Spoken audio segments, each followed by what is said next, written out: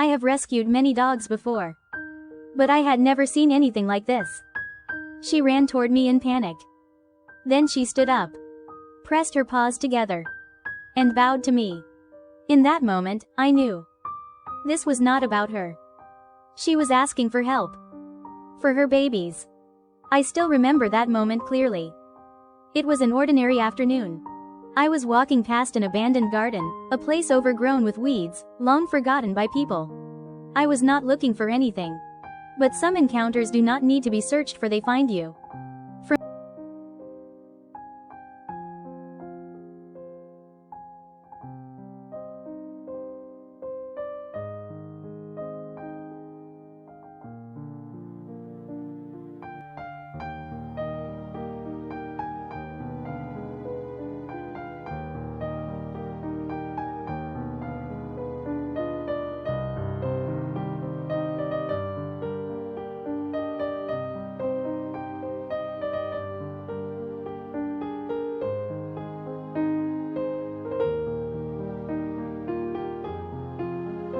From a distance, a long-haired Japanese dog suddenly ran toward me.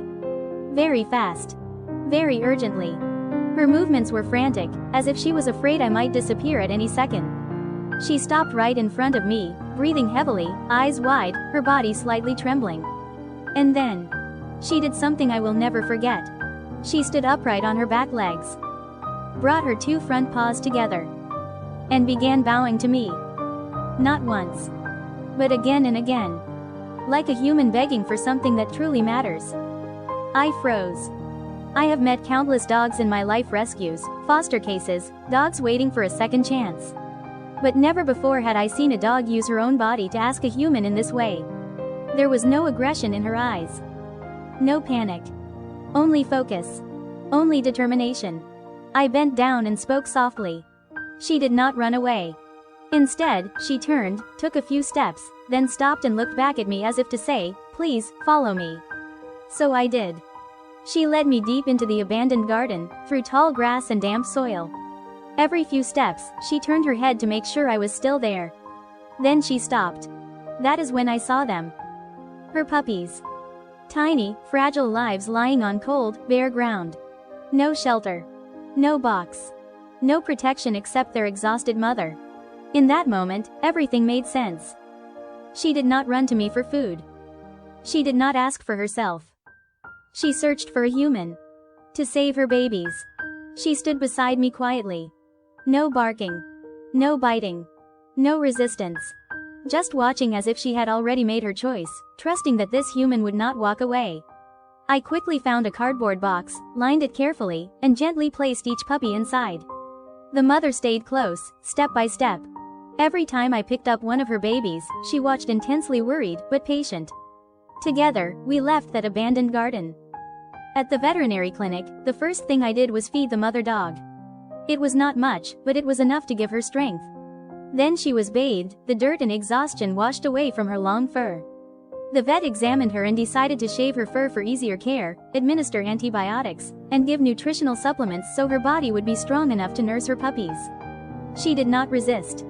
She lay still, her eyes constantly fixed on the box where her babies were being kept warm. I had never seen such a clear expression of motherhood in a dog's eyes. Once everything was stable, I brought her home to reunite her with her puppies. When the box was opened, she approached slowly. She sniffed each puppy, one by one. Then she lay down. Instantly, the puppies crawled toward her, nursing as if guided by instinct, as if they knew that from this moment on, they were safe. There was no crying. No chaos. Only a quiet sense of security. In the days that followed, I cared for this small family. Feeding them on schedule. Keeping them warm. Watching their health closely. And day by day, the change became clear.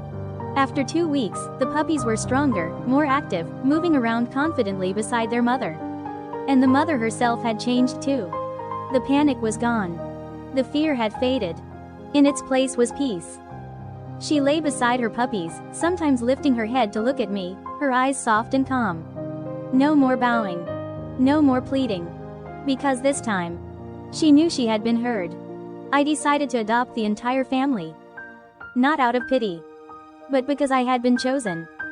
Chosen in the moment when a mother dog stood upright, pressed her paws together, and bowed to a human, believing that kindness still existed in this world. And maybe that is what makes her truly special. Not that she knew how to bow, but that she knew how to trust.